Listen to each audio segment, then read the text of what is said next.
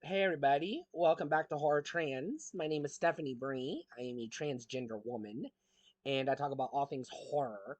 And today we're tackling another Stephen King, this time not a film, but a miniseries by the name of Rose Red.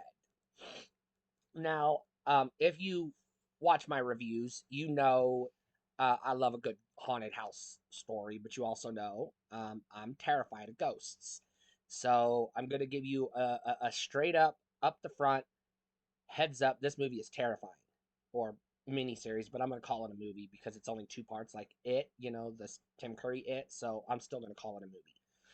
Um, that being said, uh, this is a unique haunted house story because instead of like, spinning plates in the kitchen or slamming doors or windows or flies and shit like that, the house is alive. And spoilers, the house, people get lost in the house because it has no architecture. It's like I said, it's a living house, so it basically reshapes itself as needed to trap people in it. I haven't seen it for a while, so without looking up IMDb, I couldn't tell you who everybody is in it, but I do remember you're gonna recognize most of the people in it anyways. Um, and so it's pretty terrifying. Um, it is a mini series, so made for TV. So it's not super gory. They get away with what they can, but it's toned down from what you would expect, even from a Stephen King story. It's a lot of it's a lot of there's a lot of it that's hinted at, but they don't show everything, which is fine because it works for this type of film. But they show enough that you're going to be like, all right, that's pretty cool. From what I remember, the music is pretty haunting.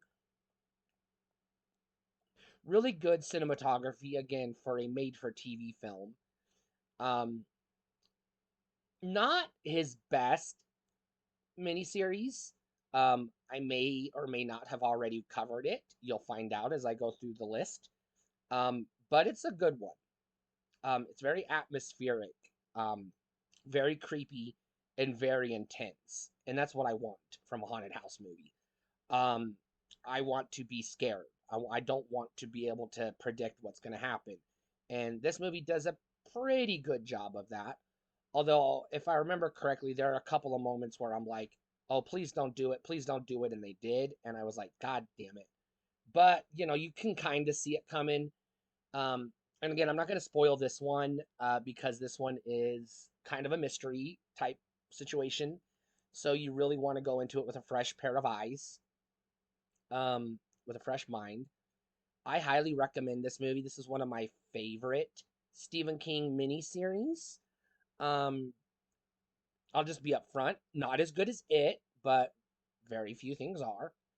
Um, but still very enjoyable.